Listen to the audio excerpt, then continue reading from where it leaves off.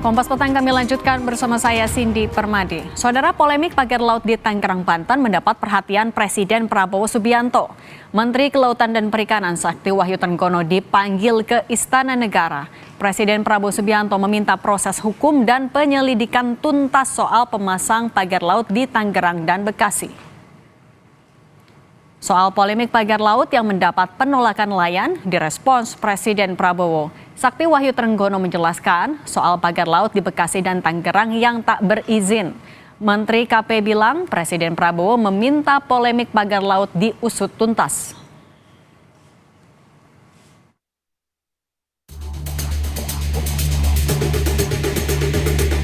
Keberadaan pagar laut sepanjang 30,1 km di pesisir Tangerang, Banten jadi polemik.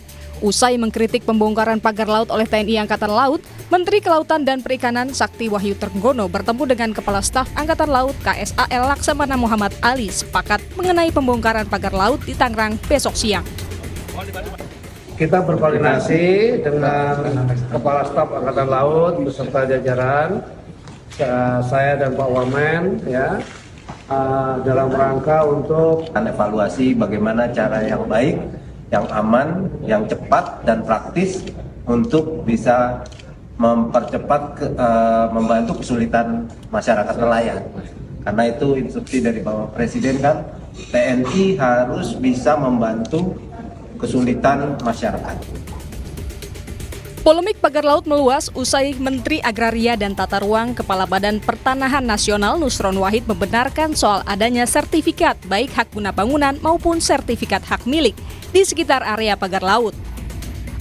Data yang disampaikan Nusron dari 263 SHGB diantaranya 254 atas nama perusahaan dan atas nama perseorangan sebanyak 9 bidang serta sertifikat hak milik 17 bidang.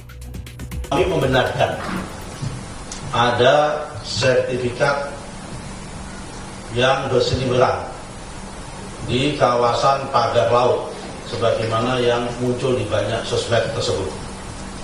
Jumlahnya 263 bidang dalam bentuk SHGB. Kemudian ada juga SHM, surat hak milik, atas 17 bidang. Dan ternyata dalam perjalanan terbukti secara faktual ada cacat material, ada cacat prosedural, dan ada cacat hukum, maka dapat kami batalkan.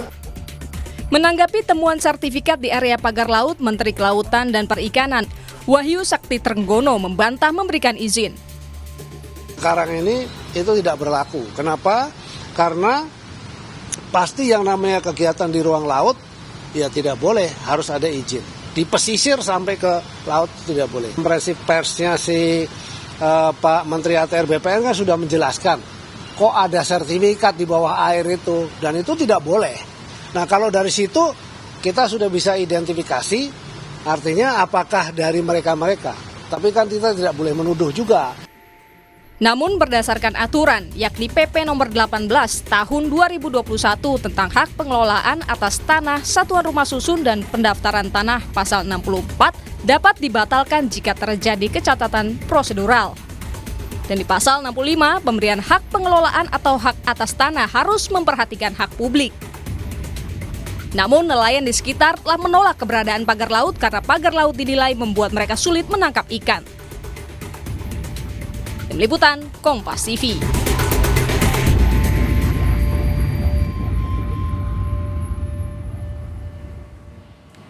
Pagar laut yang membentang sepanjang 30,16 km di Tangerang, Banten masih menjadi polemik. Keberadaannya menimbulkan pertanyaan besar karena ada 263 sertifikat hak guna bangunan dan 17 sertifikat hak milik yang menjadi lokasi berdirinya pagar. Apakah dengan adanya sertifikat tersebut keberadaan laut bisa dimiliki perusahaan atau perorangan? Lalu bagaimana sertifikat tersebut bisa dikeluarkan? Apakah faktor abrasi jadi jawaban?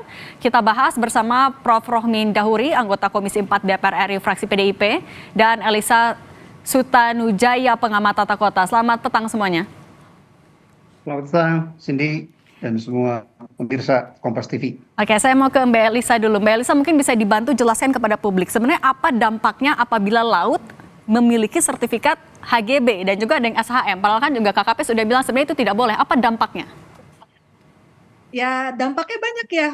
Laut itu kan sebenarnya mungkin nanti Pak Rohmin bisa lebih menjelaskan ya dengan kaitan konteks nelayan.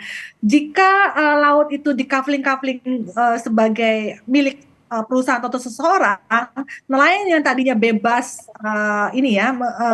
melaut, mengambil budidaya dari hasil dari ikan dan sebagainya, jadi tidak bisa lagi kan. Nah, itu hal yang paling sederhana saja gitu. Dari dampak dari HGB dan SHM di atas laut itu, dan sederhana aja tingkatannya hak guna bangunan gitu ya, itu tentu saja menjadi cara untuk, kalau kita dulu dengar istilah land grabbing ya, ini malah si grabbing gitu untuk dijadikan properti gitu. Nah, ini jelas berlawanan dengan konteks laut itu sendiri gitu. Mbak Elisa, juga Menteri ATR BPN bilang lagi ngecek apakah titik di pasang pagar itu sebenarnya masuk ke dalam batas garis pantai atau tidak, apabila ada abrasi ataupun juga tidak. Sebenarnya apakah abrasi adalah hal yang masuk akal, mengingat untuk sertifikat ini kan juga diterbitkan pada tahun lalu? Jadi memang di dalam ATR BPN itu ada peraturan yang namanya Permen ATR, saya lupa nomor berapa, di tahun 2021 dan diperbarui di 2024 tentang tata cara pendaftaran tanah musnah.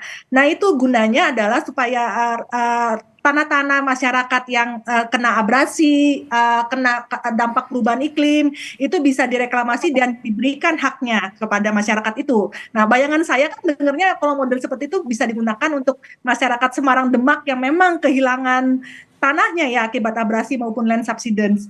Nah, tapi untuk konteks Tangerang ini, kalau melihat dari peta Google Earth yang paling tua itu tahun 85, itu nggak ada abrasi gitu, garis pantainya kurang lebih sama sampai dengan sekarang gitu. Kalaupun ada abrasi itu sedikit gitu, sekitar 10 meter, 20 meter saya hitung kemarin dari garis pantai yang sekarang dan yang tahun 85 gitu. Nah, kalau melihat bumi ini aplikasi dari Kementerian ATR BPN, ini sekarang ada di atas garis pantainya di rencana di peta dasarnya bumi yang satu peta itu. Jadi sebenarnya nggak usah dicek lagi sama Pak Menteri gitu. Pak Menteri juga mungkin juga sudah tahu kalau itu semuanya di atas garis pantai. Oke, kita juga sambil perbaiki saluran komunikasi dengan Mbak Elisa.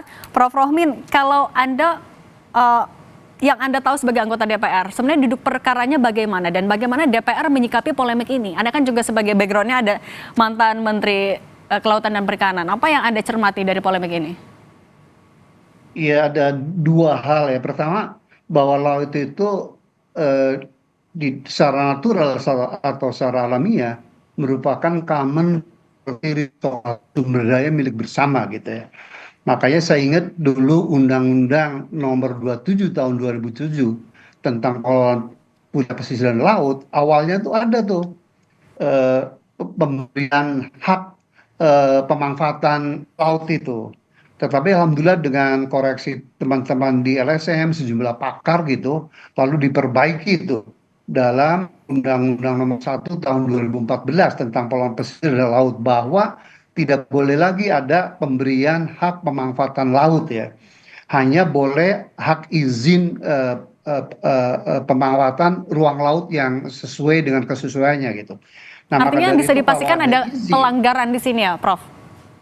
Persis tuh, dan buat saya aneh bin ajaib tuh kalau izin itu, mohon maaf, dikeluarkan oleh Kementerian ATR dan BPN, karena secara otoriti atau kewenangan itu harusnya berdasarkan Undang-Undang Nomor 1 Tahun 2014 tentang pengelolaan pesisir dan pulau kecil, itu hak pemberian izin yang namanya PRL atau persetujuan kesesuaian pemanfaatan ruang laut itu harusnya dari KKP Mbak Cindy itu. Kalau ini dari Kementerian ATR atau BPN, buat saya itu juga, mohon maaf, pelanggaran institusional ya, atau tidak ada koordinasi begitu. Pelanggaran.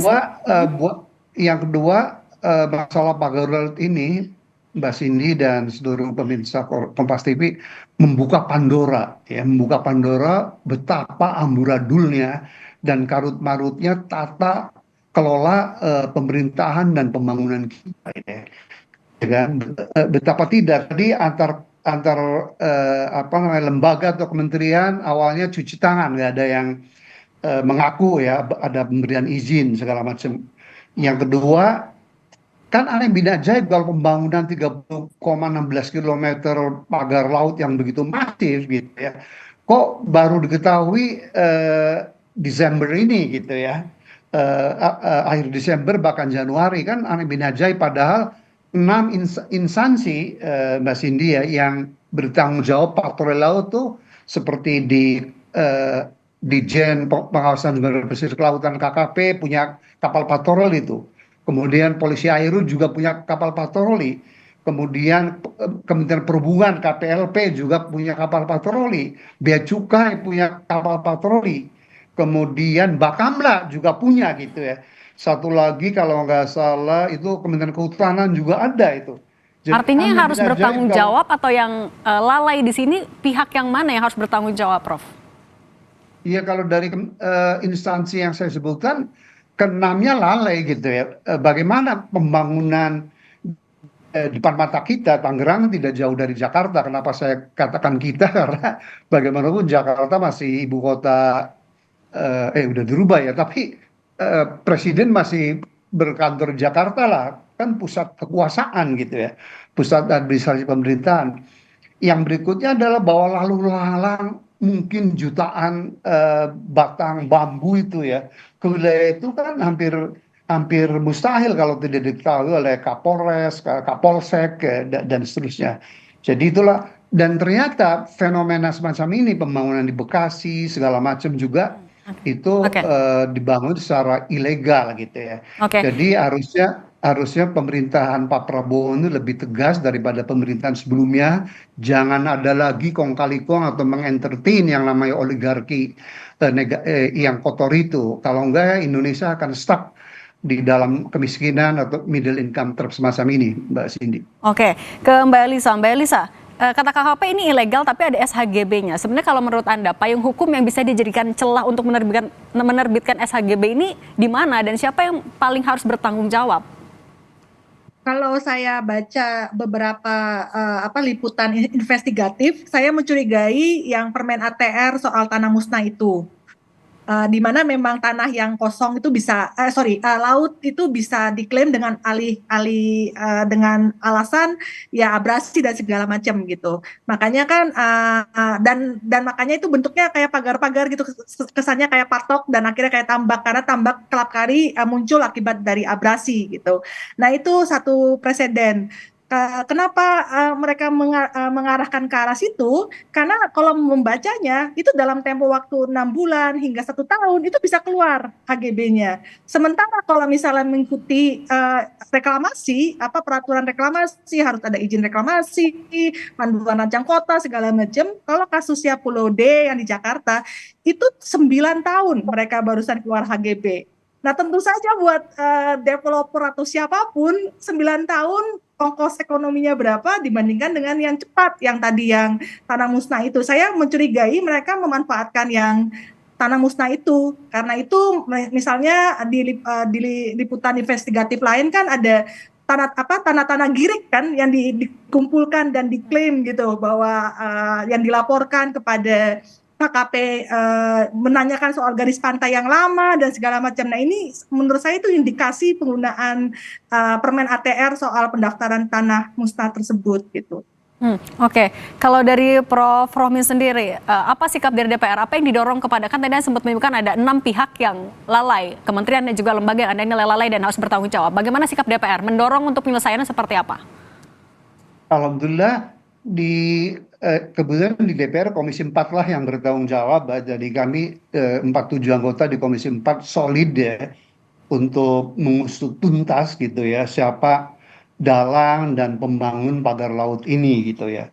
Karena Pak, buat kami inginnya diskursus atau polemik pagar laut yang cukup berkepanjangan ini ujungnya itu akan menghasilkan 2 hal. Pertama adalah ada efek jera ya, baik di pihak pemerintahan, oknum pemerintahan maupun oknum pengusaha yang kotor itu, bahwa kedepannya nggak boleh lagi berusaha itu dengan kotak kayak apa namanya sembunyi-sembunyi ilegal gitu, kemudian nyogok pejabat gitu. Saya bergembira Pak Hashim di peringatan Natal di Bekasi kemarin menegaskan bahwa Prabowo dan keluarga tidak menerima sogokan. Mudah-mudahan itu dijalankan, dan sogokan Pak Hashim bukan hanya uang gelontongan berupa ini, tapi merubah kebijakan pun merupakan kesogokan itu. Prof Romi, tapi kan Kemudian Komisi 4 juga rencananya besok akan manggil Menteri KP. Apa yang mau didalami? ya, kemudian output yang kedua memang kedepannya supaya nggak ada lagi nih peristiwa negatif ini terjadi gitu. Maka Komisi 4 bukan hanya memanggil Kementerian Kelautan Perikanan, tetapi juga TNI AL, kemudian Dinas Kelautan Perikanan daerah, kemudian Kementerian ATR dan BPN, karena ini Pak Nusron kan pernyataannya bisa saya maknai pedang bermata dua tuh, yang satu bagus bahwa dia jujur gitu bahwa Kementerian ATR sudah mengeluarkan sertifikat, seperti saya tegaskan harusnya otoritas hak pemanfaatan ruang laut kan di Kementerian KKP gitu. Jadi apalagi dasarnya seperti Mbak Elisa sebutkan tadi, dasarnya hanya peraturan menteri atau peraturan pemerintah. Kalau si KKP kan dasarnya Undang-Undang Nomor 1 Tahun 2014 gitu. Jadi sekali lagi Kementerian ATR kami panggil, dan yang tidak kalah penting adalah pihak-pihak yang terindikasikan begitu ya, melakukan pembangunan pagar laut itu akan kami panggil. Oke, akan dipanggil. Oke, kalau dari Mbak Elisa singkat saja, solusi atau dorongan dari Anda untuk polemik pagar laut ini bisa segera diselesaikan seperti apa seharusnya pemerintah?